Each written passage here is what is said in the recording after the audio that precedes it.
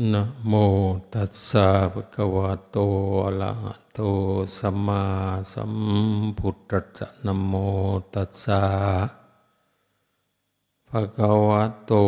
อะระหะโตสัมมาสัมพุทธัสสะนะโมตัสสะภะคะวะโตอะระหะโตสัมมาสัมพุทธัสสะปูชาจะปูชนียานังเอตมังคารมุตตมันติติ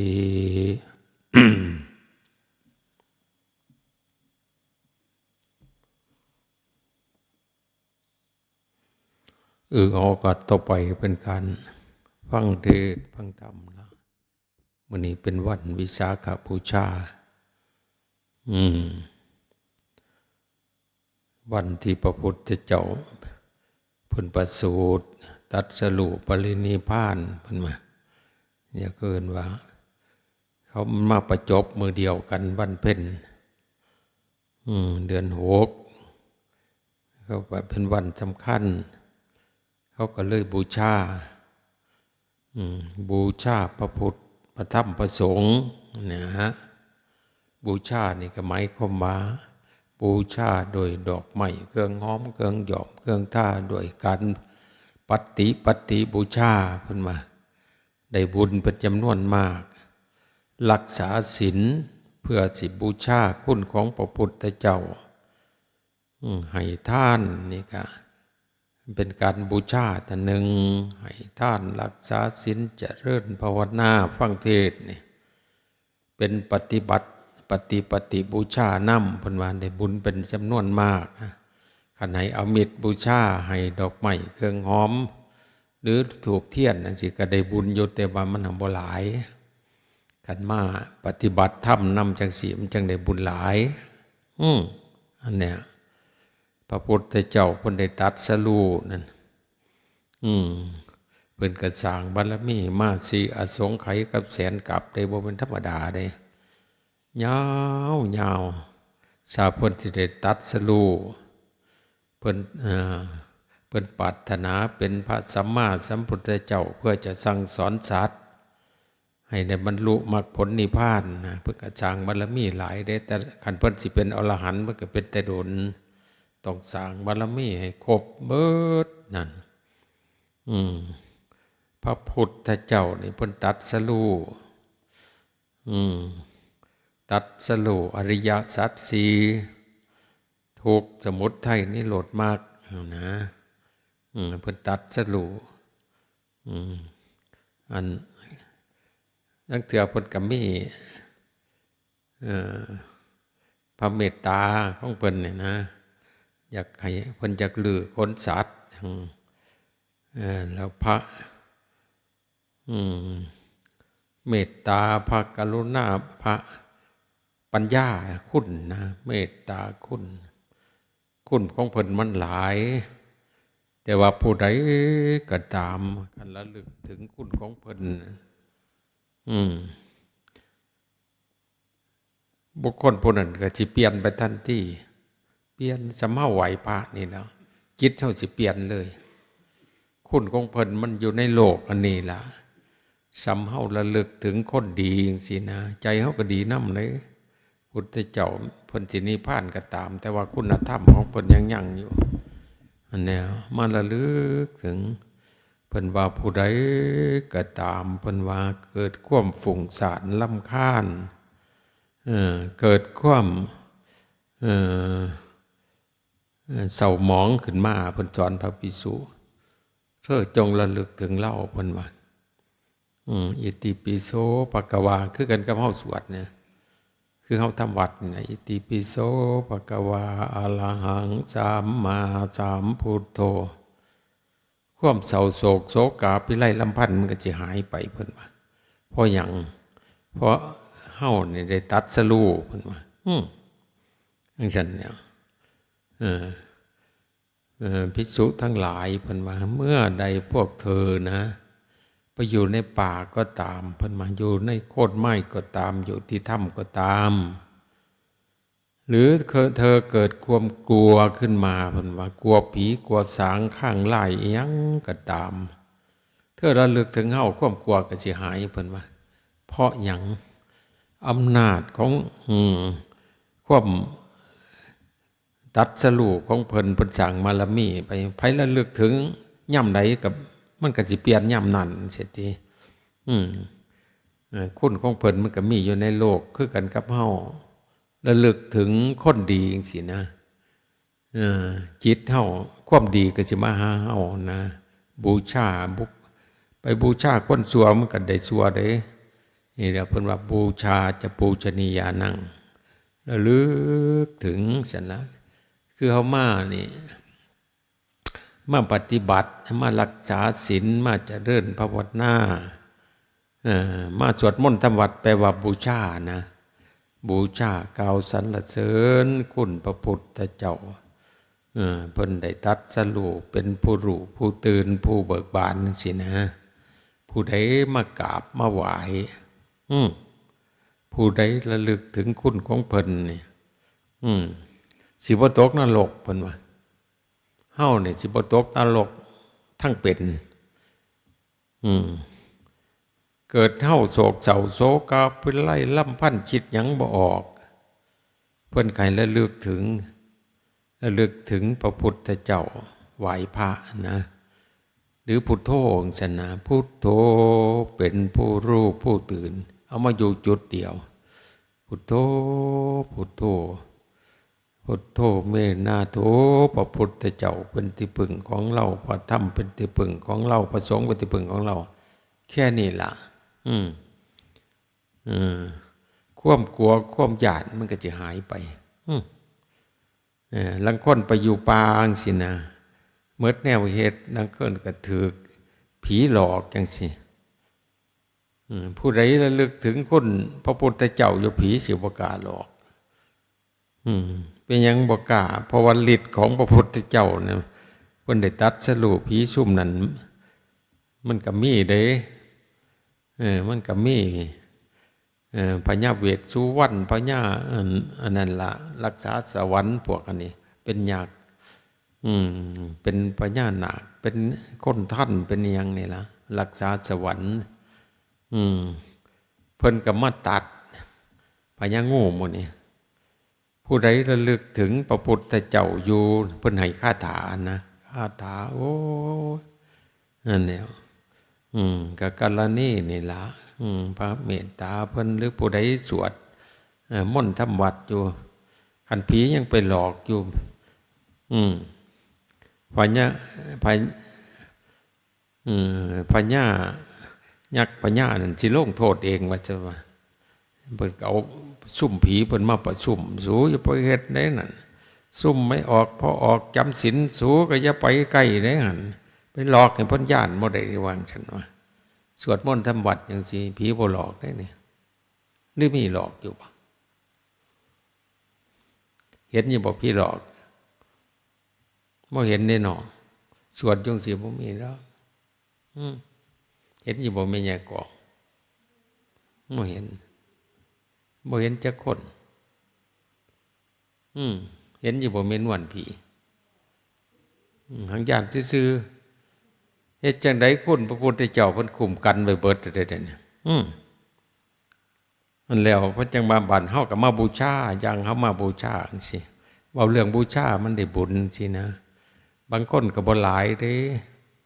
บางคนก็บ่หลายแต่เพียงแต่ระลึกถึงคุณของพระพุทธเจ้าแล้วก็จิตสงบนะเป็นกรรมฐานเพิ่นเรียกว่าผลคือตกพุทธานุสติระลึกถึงพระพุทธเจ้าเพิ่นมาหรือธรรมานุสติสังขานุสติจังซี่นะระลึกถึงพระธรรมคือเฮาสวากขาโตปกตาธัมโม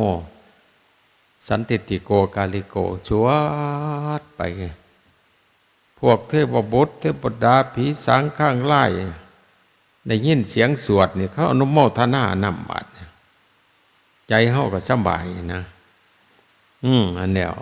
อุ่นขึ้นมาเด้เศร้าญาตินะจังว่าพระเพิ่นกรรมฐานเพิ่นจมระลึกถึงแต่คุณพระพุทธเจ้าผีก็บ่มาไก่เลยโอ้ยมันยังสวดอัน แล้วลึกถึงคุณพระพุทธเจ้าไปหนีเฮามันว่าพญาหัวหน้าเฮาพุทธิคาทิมได้นี่บัดซั่นว่าเพิ่นสัญญาไว้หมดผู้ใดไปเบียดเบียนคนระลึกถึงพระพุทธพระธรรมพระสงฆ์อยู่บ่ได้ว่าซั่นว่าเพิ่นก็มาให้คาถาพุทธเจ้าให้สอนพระภิกษุทั้งหลายให้เอาคาถานี่สวดว่าซั่นว่านั่นเดียวระลึกถึงบาดนี้แต่ก่อนมันหลอกนะผีหลอกมันเลยให้คาถาผีนี่มันลูกศิษย์ของพญาเวทสุวรรณหมดเด้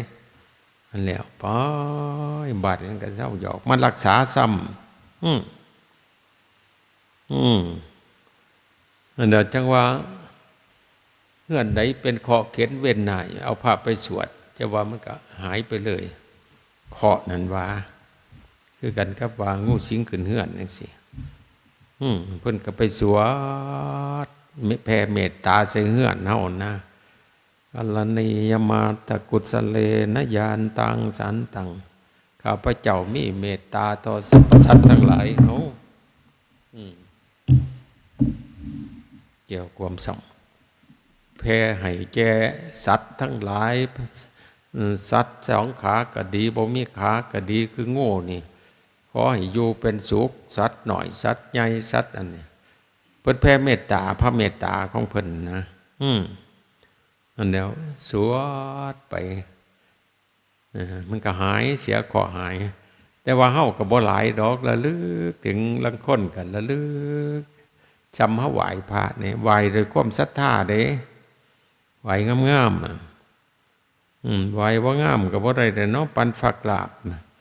จังคนก็โมบลงเทื่อเดียวเอาขึ้นเอามืองุมงับไปเสือก็มีจังซั่นก็บ่ได้แล้วเนาะเฮ็ดงามๆด้วยจิมเบญจขัปปดิษฐ์ยกขึ้นมาใส่หัวก็ลงมาใส่เอือกก็งุมบ่นก็จังกราบลงก็มาใส่เอือกบ้านก็มัดสิลงเขาใส่น้ำผากจังซี่นะกราบงามเด้ทั้งเทื่อก็คนกราบบ่งามจังซั่นอันนี้มือโคตรคือกันกับบางคนเอามือประสานงากันสิว่ากราบอยู่มันก็บ่ถือแล้วเนาะเกิดชาติหน้าเขาว่านี่มือโคตรได้หั่นเฮ็ดจังได๋ได้จังซั่นเขาว่ามือประสานงาเขาว่าบางคนปัดแมงมุมหยุ่มอันแมงมุมจับฝาเนี่ยมันเฮ็ดโกบๆจังซี่บางคนก็เฮ็ดคือปืนสิมีอยู่บ่ทำวัดไปทรมานพระผู้มีพระภาคคือปืนนี่บัดซึมลืมซื่อลือไม่ออกคือสิบ่เป็นเนาะครูบาเพิ่นอยู่เด็กๆย่ำเช้าเพิ่นเฮ็ดแหน่อยู่เด้ผู้มีพระภาคเจ้าต้องยกขึ้นดีๆในเด้น่ะเอาอวยแล้วจังสี่มันก็บ่ได้บุญแหละก็คือพระสารีบุตรนี่เพิ่นเฮ็ดนั่นกราบงามเด้ผู้ใดกราบงามผู้ใดมีศรัทธาเลื่อมใสในพระพุทธพระธรรมพระสงฆ์กราบก็งามเลยมีสติสัมปชัญญะนี่ก็ว่าระลึกถึงพระพุทธเจ้าระลึกถึงพระเมตตาพระกรุณาพระปัญญาของเพิ่นตัดสรู้นะเฮาก็สิได้ตัดน้ำเพิ่นได้บัดนี้ของระลึกถึงเพิ่นคุณธรรมเฮามันเชื่อมกันกับธรรมของเพิ่นนั่นนะคือไม่ออกมาสิผู้ใดบ่ทันได้มาอย่าเฝ้าตายเด้นั่นไประลึกถึงตั้งแต่แนวอื่นมันบ่สงบนั่นเนี่ยระลึกถึงพระพุทธเจ้าเพิ่นได้ตัดสรู้ก่อนเฮาแล้วเนาะบูชาคือไม่ออกเฮ็ดนะกับอยู่เฮือนก็เฮ็ดนำไหนล่ะก่อนสินอนเฮาก็ไหว้ซะก่อนไหว้พระพุทธพระธรรมพระสงฆ์เอาบุญซะก่อนบัดสินอนก็ไหว้บูชาคู่มือนะนี่สิมาแต่วันวิสาขะนี่บ่มันก็บ่เป็นแนวนี้เนาะนี่สิมาแต่วันพระมันก็ห่างโพดอย่างน้อยๆก็อรหังสัมมาสัมพุทโธภควาพุทธังภควตสวากขาโตสุปฏิปันโนก็ว่าไป กับแผ่เมตตาบัดนี้อย่างขี้ลายสุดอันนี้สัพเพสัตตาสุขิตาอหังสุขิโตมีเนี่ยแล้วก็จะสัพเพสัตตาสุขิตาโหนตุสัพเพสัตตาเวลาโหนตุสัพเพสัตตาปยาปชาโหนตุสัพเพสัตตาสุขิตานังมะนังตุขอให้สัตว์ทั้งหลายทั้งปวงจงอยู่เป็นสุขเถิดถ้ามีทุกข์ขอให้พ้นจากทุกข์ถ้ามีเวรขอให้พ้นจากเวรขอให้สัตว์ทั้งหลายทั้งปวงจงมีสุขกายสุขใจเถิดปรารถนาดีต่อสรรพสัตว์ทั้งหลายแต่ว่ามันจิตเฮามันปรารถนาอยากให้ผู้อื่นเนี่ยอยู่เป็นสุขนั่นประกลับมาอยู่นำเฮาได้ซ้ำเฮาสาปเฮาแซงผู้อื่นจังซี่อยากให้ผู้อื่นเป็นทุกข์เฮาเป็นทุกข์เองเด้พระธรรมเป็นอย่างนั้นแล้วเฮาก็บูชาไปคิดถึงพระพุทธเจ้าเพิ่นได้ตรัสรู้เป็นพระสัมมาสัมพุทธเจ้าสั่งสอนไว้ในชัดให้ได้ตรัสรู้เป็นพระอรหันต์หรือบ่เป็นก็ได้ไปสวรรค์นิพพานหลายเด้คือมื้อเฮาเฮ็ดสิบ่ตกนรกเด้หากบ่แม่นเฮ็ดเทื่อหนึ่งสองเทื่อเด้แล้วก็เฮ็ดไปเรื่อยๆจนเป็นนิสัยจำศีลจนเป็นนิสัยอันเนี้ยเป็นคนอ่อนน้อมถ่อมโตไปเฮ็ดจังซั่นมันก็ได้ประจำนะบุญบูชาปฏิบัติบูชาปฏิบูชาอมิจฉบูชาจังซี่นะอันนี้ระลึกถึงพระพุทธเจ้ามันได้บุญจังซั่นผู้ใดยังกราบยังไหว้อยู่แม่นแท้มีพระบรมพระสารีริกธาตุนี่นะคืออยู่ศาลาเฮากราบระลึกถึงเท่านั้นหนึ่งเด้ก็ได้บุญหลายคุณของเพิ่นจังซี่ที่สองบัดนี้บูชาพระธรรมมันบูชาพระธรรมเฮ็ดจังได๋เอาพระธรรมที่ตัดไว้ดีแล้วนั่นนะคือกันกับว่าพระธรรมมันเป็นกฎตายตัวของพระธรรมพุทธเจ้าสิเกิดขึ้นในโลกก็ตามบ่เกิดก็ตามพระธรรมมันเป็นกฎตายตัวอันหนึ่งซ้ำเฮาโลภจังซี่เนี่ยพระธรรมสิลงโทษทันทีให้เป็นทุกข์คันเจ้าโลภมันก็พระธรรมก็ปลดล็อกให้เศร้าทุกข์สินะสมมติว่าไม่ออกโกรธว่าซั่นพระธรรมมันก็ให้โทษเดี๋ยวนั้นเด้ให้เป็นทุกข์เดี๋ยวนั้นหรือว่าแม่นบ่ปฏิบัติแม่นอยู่บ่พอใหญ่เขียดเว้าหยังบ่บัดนี่นั่นหูหนวกมันก็เป็นจังซั่นแหละพระธรรมเมียนเมาเอาเกิดโดนหลายแต่พัดไปดวนเสาไฟฟ้านี่หนวกกว่าเก่าเนาะอันดวนอีกที่สองก็สิเอาหยังอีกบุญนี่อันแล้วพระธรรมเพิ่นตัดไว้แล้วทำดีผู้ใดทำดีก็ได้ดีเพิ่นว่าผู้ใดทำชั่วก็ได้ชั่วพระธรรมนี่มันลงโทษผู้ใดเฮ็ดผิดทำผิดอยู่ไสก็ตามสัมว่าเฮานี่ทำบาปทั้งกายจังซี่ซ้ำบาปทั้งกายไผสิเห็นก็ตามบ่เห็นก็ตามคือกันครับ บางคนนี่ไปทำบาปทั้งกายไปฆ่าสัตว์ลักทรัพย์ไปประพฤติผิดในกามไปกินเหล้าเมายางสิมันลี่เฮ็ดก็ตามเฮ็ดเปิดเผยก็ตามคันความชั่วว่าพระธรรมมันก็สิลงโทษเองสำคนคิดบ่ดีนี่แหละมันลงโทษได้บัดลงโทษจังได๋เฮ็ดให้เจ้าเศร้าหมองมันก็สอเจ้าอยู่หั่นแล้วเจ้าเฮ็ดผิดอยู่นี่เจ้าว่าเขาอยู่นี่สำคัญก็ว่าเฮาหลักของผู้อื่นจังซี่นะบ่มีไผเห็นดอกว่าซั่นว่าเฮาเห็นเฮาเด้หั่นแม่นบ่พระสวัสดิ์หลักอยู่ไสขึ้นไปยังโหอยู่เด่นหลักน้อยหลักใหญ่ฆ่าสัตว์ตัดชีวิตหมู่นี่ฆ่าอยู่ไสมันก็ยังระลึกได้อยู่เด้ระลึกมายามใดทุกข์ยามนั้นนั่นแหละคันเช้าไปดนๆสิไข่แน่อยู่ดอกคือหรือจังได๋บ่นี่กันได้รับกรรมคือกันแนวมันพระธรรมมันคันบ่ยอมเด้คันบ่ยอมมันจะให้ทุกข์อยู่หั่นสำคนคิดอิจฉาปาญาบาทมุงไล่ผู้อื่นมันก็สิลงโทษเจ้าอยู่หั่นล่ะเจ้าต้องเศร้า หนึ่งเฮาสิบ่เฮาสิมีเมตตาต่อผู้อื่นคิดให้ผู้อื่นอยู่เป็นสุขเฮาได้สุข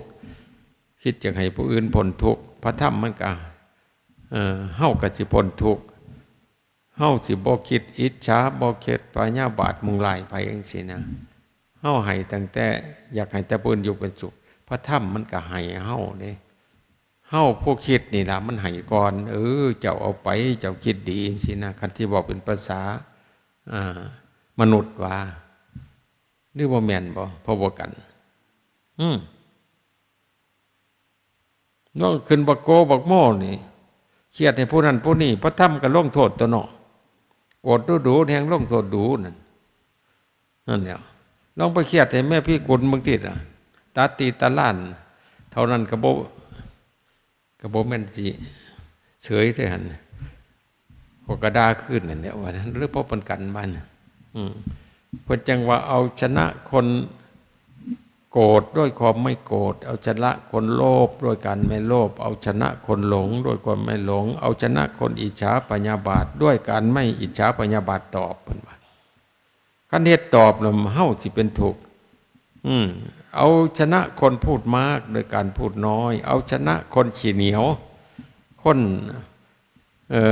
เป็นคนตนีทีเหนียวด้วยการให้แบ่งปันเฮาเนี่ยเป็นผู้ให้ดีกว่าโอ้ยมันก็มีความสุขกันแล้วนี่พระธรรมมันสิลงโทษเฮาได้ผู้ใดเอาแต่ใจเจ้าของมันก็บ่ได้แล้วพระธรรมเป็นอย่างนั้นนั่นแหละกฎของพระธรรมมันเป็นจังซั่นกับพระธรรมเนี่ยผู้ใดทำกรรมอันใดไว้ก็จะได้รับผลของกรรมนั้นๆสืบไปเพิ่นว่านั่นน่ะกรรมมันบ่แม่นธรรมดาเด้ตายไปแล้วมันนำไปอีกบัดนี้สมมุติว่าผู้ใดก็ตามอยากบ่ค่อยฆ่าสัตว์ตัดชีวิตนี่ไปเกิดชาติหน้าสิอายุยืนหรือชาตินี้ก็ยืนอยู่คันเฮาได้พลาดพลั้งฆ่าสัตว์ตัดชีวิตแม่นไปตกนรกแล้วมาเกิดเป็นมนุษย์นี่ก็สิเป็นผู้อายุสั้นเพิ่นมาผู้ใดก็ตามเป็นคนมักโกรธเพิ่นว่าเป็นคนมักโกรธเนี่ยรูปสิบ่สวยเพิ่นว่าบ่สวยแต่ชาตินี้ละคันตายไปแล้วก็มาเกิดเป็นมนุษย์ไปตกนรกมาเกิดเป็นมนุษย์สิเป็นคนรูปร่างบ่สวยบ่งามเพิ่นว่าคันคนมามักโกรธนี่รูปร่างสิงามเพิ่นว่าสิสวยนะกรรมมันนำไปจังซั่นเด้คือเฮาบ่เห็นบ่หน้าตาบ่คือกันเพราะเม็ดบางคนก็สวยบางคนก็บ่สวยบางคนก็โอ้ยพิกลพิการตาลิวตาเขไปตัวถีบตัวแดนไปจักปากวิดปากเบี้ยวมันเป็นหยังเฮาเคยเฮ็ดน้ำข้มโกรธมาแต่ใดแต่ไรจังซั่นนะบาปกรรมมันยังนำอยู่ได้หั่นสมมุติว่าบางคนบ่ค่อยมีโลกนำเขาจักเถื่อสัตว์ก่อนบ่เคยเบียดเบียนสัตว์เพิ่นว่าสัตว์นี่ก็บ่เบียดเบียนเพิ่นว่าเขาสิกรรมมันให้จังซั่นบ่เบียดเบียนสัตว์ซาว่าสิ่งเขามาเกิดชาตินี้เขาสิบ่ค่อยเป็นโรคเป็นภัยพวกเป็นโรคเป็นภัยดูๆมันเบียดเบียนสัตว์ได้เบียดเบียนคนนำกันบัดนี้บางคนบ่ค่อยบ่พยาบาทผู้อื่นบ่มุ่งร้ายผู้อื่นเพิ่นมาคันอยู่ในโลกนี่ก็สิอยู่เป็นสุขแต่ว่าคันเบียดคันบ่เบียดเบียนเกิดศาสนามันสิอยู่เป็นสุขนะบุคคลบนไปเกิดไสก็ตามสิบ่มีศัตรูหมู่ม่านเพิ่นว่าเกิดชาติใดก็ได้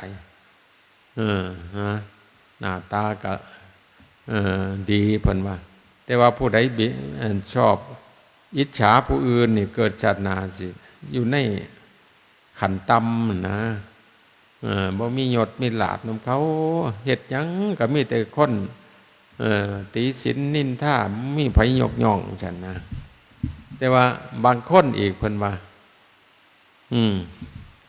เป็นหยังจังเป็นคนเกิดในตระกูลต่ำเพิ่นว่าผ ผู้บางคนเป็นอย่างจะเกิดในตระกูลสูงเคยสร้างกรรมอันหนึ่งไว้คนบ่อ่อนน้อมถ่อมผู้ใดอยากเกิดในตระกูลสูงอยากไปสวรรค์ขันกลับมาเกิดเป็นมนุษย์สิเกิดในตระกูลสูงผลว่าเกิดใน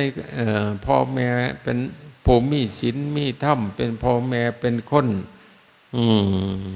มียศถาบรรดาศักดิ์สันนะแต่ว่าผู้ใด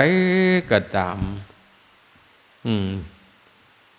เป็นคนแข็งกระด้างบ่อ่อนน้อมถ่อมโตเป็นคนแข็งใส่พ่อใส่แม่แข็งใส่ครูบาอาจารย์บ่เคยอ่อนน้อมถ่อมโต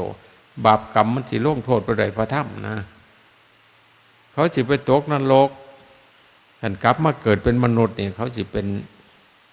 คนเกิดในตระกูลต่ำตระกูลกรรมคือไหนตระกูลขอทานตระกูลจักสารตระกูลเทขยะมุ่นฝอยนะท่านอยู่เมืองอินเดียคนขอทานหลายเลยเนาะพอประสิทธิ์ข้อแน่เพราะว่าเมื่อเป็นสองอยู่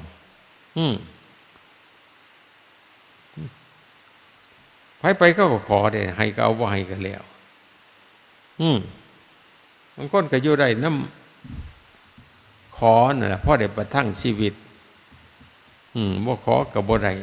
นักท่องเที่ยวไปนี่โอ้ยเขาก็ขอไปอย่างฉันเนี่ยเมืองเขาขอก็มีเศรษฐีใจดีเขาก็เฮ็ดโรงทานก็มีฉันเอา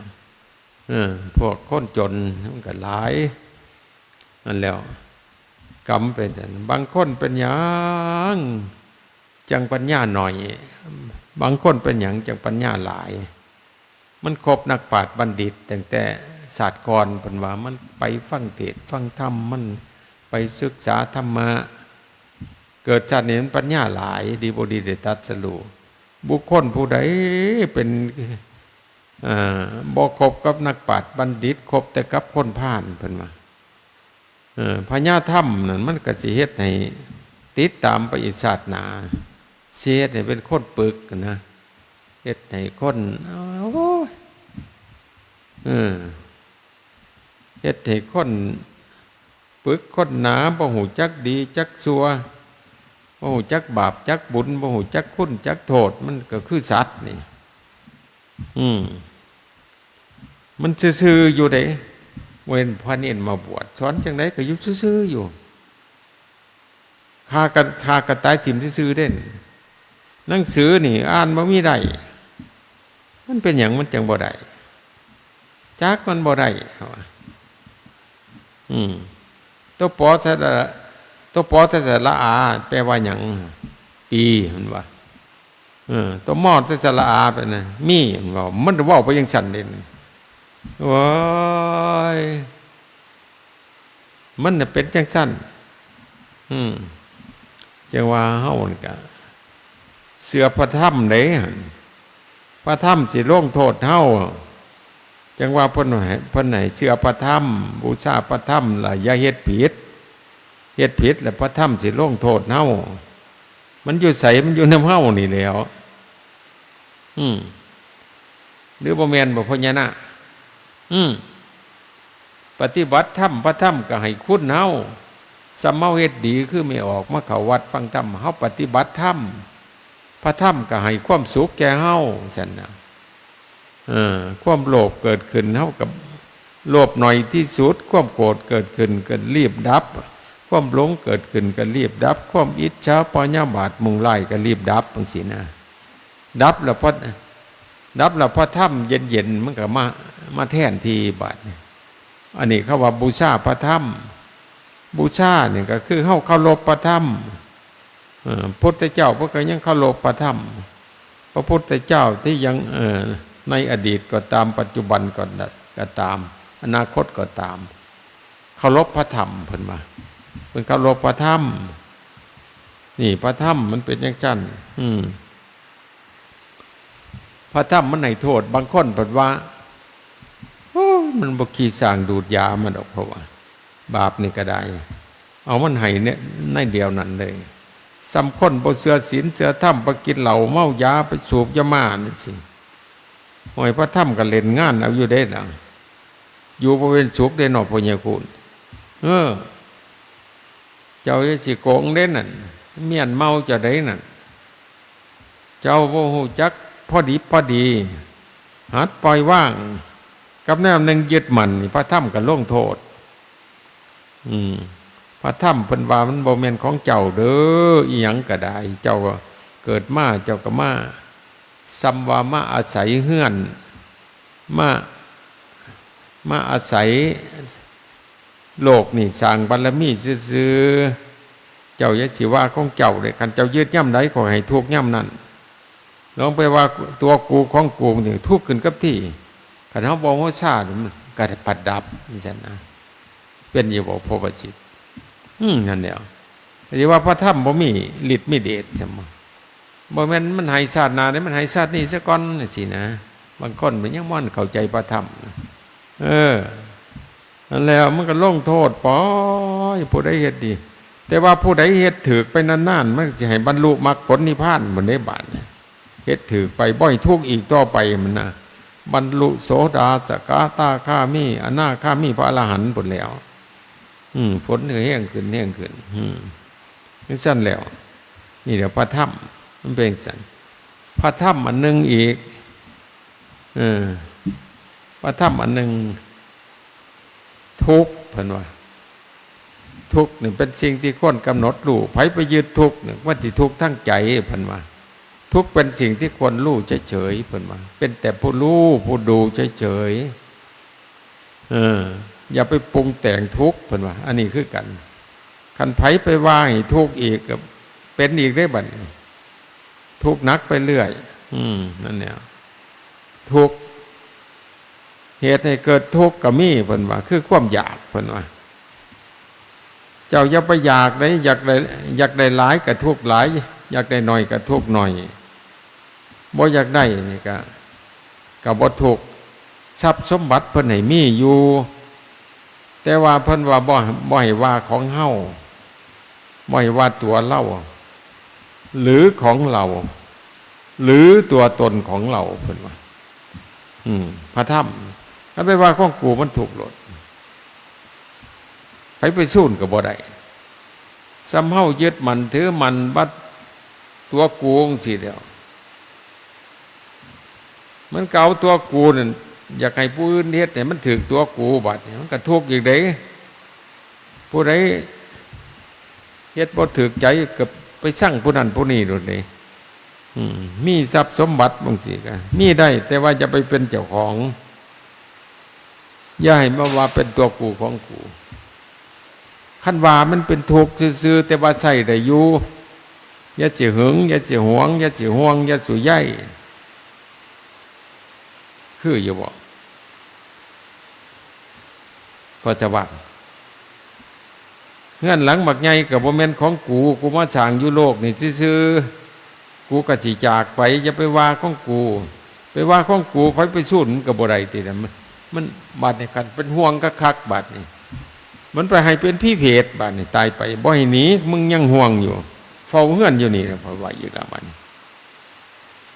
เฝ้าบ่ได้ใช้อีหยังหนอกแต่ว่ามันเป็นเขาเอิ้นว่าเพศบาดเพศเฝ้าให้เพศเฝ้าหน้าเพศเฝ้าเฮือนเฝ้าซ่านเพศเฝ้าอันนั้นอันนี้เดี๋ยวแต่มึงยั่งอยู่มึงวัดบ่เข้าพระเจ้าบ่นบส่วนว่าจำศีลเนี่ยปันดึงขาเตาถ้าส่วนกินเหล้าถาเน่มึงห่วงเกินไปว่าซั่นตายไปมึงบ่ต้องไปไสว่าซั่นเป็นพี่เพศอยู่เฮือนนี่แล้วว่าซั่นว่าคือเฮามันก็บ่ห่วงปานไหนตัวมันมาได้อยู่ซุ่มมาบ่ได้นี่มีปัญหาเด้อนั่นเด้อบ่หัดปล่อยหัดว่างฮักกันแห้งเพิ่นก็บ่ให้ฮักให้อยู่กลางๆมีลูกก็จะสิฮักลูกแห้งมันเป็นทุกข์เฮาเข้าใจอยู่บ่ล่ะเข้าใจอยู่บ่เพราะว่าสวรรค์มาเกิดน้ำเฮามันก็มาของมันนั่นล่ะจักหน่อยมันอยู่ไปอยู่มามันก็เฒ่าก็แก่เองมันหาอยู่แก่หากินมันเองมันดอกอย่าเป็นห่วงมันบางคนก็เป็นห่วงลูกเกินไปเองซั่นนะห่วงเขาก็คักเป็นทุกข์ติบัดเนี่ยย่านแต่ลูกบ่หังบ่มีย่านแต่ลูกเจ็บลูกปวดย่านแต่ลูกตายบัดเนี่ยเจ้าของก็เลยทุกข์ซื่อๆ นั่นแล้วมันเลยผิดพระธรรมบัดนี้มีหยังเพิ่นก็มันก็บังคับบ่ได้ดอกลูกก็ได้ว่ามันเป็นของมันตั้งหากใหญ่มากมันก็หนีไปจากเฮาใช่มันอยู่เลยมันก็บ่อยู่คบกันก็เพื่อจากได้อะไรก็เพื่อเสียมีผัวมีเมียก็เพื่อจะจากกันเพิ่นว่าอันนี้พระธรรมหันว่าบ่อยากจากแล้วอันทุกข์โดดเด้จำเฮามานี่แล้วมาจำศีลมื้ออื่นก็เมื่อได้หั่นผูกไว้ก็บ่อยู่เด้นศีลนาก็มาอีกผูกไว้ก็บ่ว่าบ่ให้มาก็มามันเปลี่ยนอยู่จังซี่ได้อีหยังก็ได้หักลูกหักเมียหักผัวหมู่นั่นอย่าไปหักแห้งหักทรัพย์สมบัติหมู่นี่อย่าไปหักแห้งอย่าไปยึดว่าของกูมันถูกเดียวนั่นล่ะอย่าจะเป็นห่วงอันนั้นอันนี้ห่วงบัดใดเป็นทุกข์บัดนั้นเสื้ออย่าบอกพ่อบ่กันบอกก็ได้ว่าบ่เสือสาปฏิเห็นแต่หลวงปู่ซ่าว่านี่ท่านพ่อขาวผลว่าพ่อขาวนึงผลว่าบวชพระหูจักถ้ำจังซี่นะอยู่วันกอผลว่าโอ้ยหลวงพ่อไปโปรดบักเซียวก่อนผลว่าบักเซียวอยู่เฮือนบ่ฮู้จักหยังไปที่ผลว่าเราก็ไปเทศน์เรามีคำเทศน์หลายโตเนี่ยก็ฮู้จักเข้าวัดฟังธรรมโตไปเศร้ากินเหล้าเมายาอธิบายจนวิ่งบักเซียวมันนั่งฟังอยู่เสียน้ำอยู่บ่ล่ะมันว่าบ้าเพิ่นว่าอธิบายไปอีกมันเสียน้ำอยู่บ่ศีลธรรมว่าฉันว่าอ้าวก็เลยเมื่อซื่อๆแต่พอเขาเมื่อเดินจมกรมกูสิสอนต้องแบบได้เพิ่นว่ากูเว้าบ่ทันแจ้งบ่เพราะว่าไปเมื่อใหม่อีกก็เว้าไปละเอียดก็เก่ามึงสิเฮ็ดนำพระพุทธพระธรรมพระสงฆ์ว่าซั่นว่าเฮ็ดบ่ได้อันว่าบัดนี้เฒ่าพระขาวนี่หมดแนวเว้าเลยลุกขึ้นคือสิเมื่อเวียนไปทางหลังกอดข้อศอกซับมึงสิเฮ็ดหรือบ่เฮ็ดมึงสิเฮ็ดนำศีลธรรมหรือบ่เฮ็ดใส่จึกยอมแล้วพระขาวยอมแล้วสิเข้าวัดฟังธรรมจำศีลสิไปหรอกวัดมึงบ่ไปกูมาอีกเพิ่นว่าโอ้เอาบัดนี่เว้าหลวงปู่ซ่าฟังไปจังได๋เด้อเพิ่นว่าโอ้ยมันยอมมันตัวหลวงพ่อไปเทศจังได๋จังยอมเทศซื่อๆมันบ่ได้เด้หลวงพ่อว่าซั่นไปเฮ็ดจังได๋ซอยถ้ำมันว่าซอยถ้ำเป็นจังได๋กอดข้อมันครับมันยังปฏิเสธอยู่หัดเขาเรื่อยมันยอมเพิ่นว่าโอ้เฮ็ดปั่นเนาะมันบ่เชื่อพระธรรมนี่นะเพิ่นสิเท่านั้นเขาวัดฟังธรรมจนตายโอ้ยได้ดีนำพระขาวเสียวว่าซั่นว่ามันก็เฮ็ดกูคักพะโลศอกแหลมๆเนี่ยฟาดกลางหลังลงเลื่อยเพิ่นว่าหังว่าได้เครียดให้เล่าได้เราเป็นพระขาวว่าซั่นว่าก็เลยเห็นคุณเล่าแล้วโปรดว่าซั่นว่ามาหาวัดฟังธรรมน่ะจังฮู้จักเพิ่นว่ามันสบายขึ้นว่าซั่นว่ามึงบ่มามึงตายเพิ่นยังว่าอยู่ ไม่ออกกันไปคุ้มปันนี่ก็สิบ่ได้เนาะนั่นแล้วบาดนี้พระธรรมมันเป็นจังซั่นกับอันนึงพระธรรมอันนึงเด้หนึ่งมันบ่เที่ยงอีหยังก็ได้ให้เห็นว่าบ่เที่ยงสิ่งทั้งหลายทั้งปวงบ่เที่ยงสิ่งใดบ่เที่ยงนี่ไปยึดมันถือมันเป็นทุกข์เพิ่นว่ามันเป็นทุกขังสิ่งใดบ่เที่ยงเป็นทุกข์ไปยึดเป็นตัวตนบ่ได้เพิ่นว่านี่พระธรรมเป็นจังซั่นคือกันกับเฮานี่ล่ะยึดของบ่เที่ยงตั้งแต่ข้าวมันบ่ยั่นเจ็บมันบ่หันแจหันเจ็บมันบ่หันเฒ่าหันแจก็ว่าแต่มันสิเที่ยงก็ไปยึดว่ากูละเพราะว่าเดี๋ยวนี้มันก็เฒ่าไปเรื่อยนั่นแหละอีหยังก็บ่ยั่งแขวก็วองเหลือจักเล่มแขวพอจะว่าโอ้ยหัวออกว่ามันคุ้มขี้ย่างกากบากอยู่นั่นแล้วฟันบ่เที่ยงเนาะว่าบ่ออกมันก็ออก อีหยังกับบ่เที่ยงหมดหูตาจมูกลิ้นกายใจกับบ่เที่ยงสินะพุทธเจ้าให้เห็นว่าบ่เที่ยงไว้ก่อนหันไปยึดของบ่เที่ยงเนี่ยมันสิเป็นทุกข์เพิ่นว่ามันเป็นทุกข์ทุกข์ก็สักแต่ว่าทุกข์ทุกข์ก็บ่แม่นของเฮามันเกิดมันดับมันบ่เที่ยงว่าซั่นสุขก็บ่เที่ยงให้โลกอนิจจังทุกขังต่อมาก็อนัตตาบัดมันเอาเป็นตัวเป็นตนอีหยังก็บ่ได้ไหวสุขอยู่เลยมันก็บ่อยู่ไหวทุกข์อยู่เลยมันก็บ่อยู่ว่าไหวเกิดมันก็เกิดว่าไหวดับมันก็ดับมันเป็นสภาพว่าธรรมมันเป็นของมันอย่างสิรวยก็ตามสิบ่รวยก็ตามสัจธรรมมันเกิดดับอยู่สิให้เป็นแต่ผู้รู้ผู้ดูซื่อๆสินะสำคัญกับว่าฝนตกนะก็เบิ่งซื่อๆว่ามันตกที่สิไปตกซอยฝนสมอมันเป็นอนิจจังนอมก็เศร้าได้นั่นว่าเศร้าก็ช่างแล้วว่าแต่กูมีห่มอยู่ เป็นช่องนี้นะนั่นแหละภาษาพระธรรมบ่แม่นว่าสิไปเฮ็ดอีหยังเนี่ยมันต้องเบิ่งเฮาเด้บัดกับบูชาพระสงฆ์บัดพระสงฆ์ผู้ปฏิบัติดีปฏิบัติชอบคือสงฆ์สาวกของพระผู้มีพระภาคเจ้าพระสงฆ์ปฏิบัติจนได้บรรลุเพิ่นมีศีลมีธรรมจิตเพิ่นก็สงบเพิ่นปฏิบัติดีเป็นอริยบุคคล4จำพวกคู่แห่งบุรุษ4คู่นับเรียงตัวบุรุษได้8บุรุษเป็นวันพระโสดานี่ปฏิมรรคนี่กับผู้หนึ่งโสดาปฏิผลนี่กับผู้หนึ่งสกทาคามีมรรคสกทามีผลอนาคามีมรรคอนาคามีผลอรหันตมรรคอรหันตผลมันได้แต่ว่าหันตายเพื่อเด้พระอรหันต์เนี่ยเขาว่าอุปัติเสสนิพพานนะ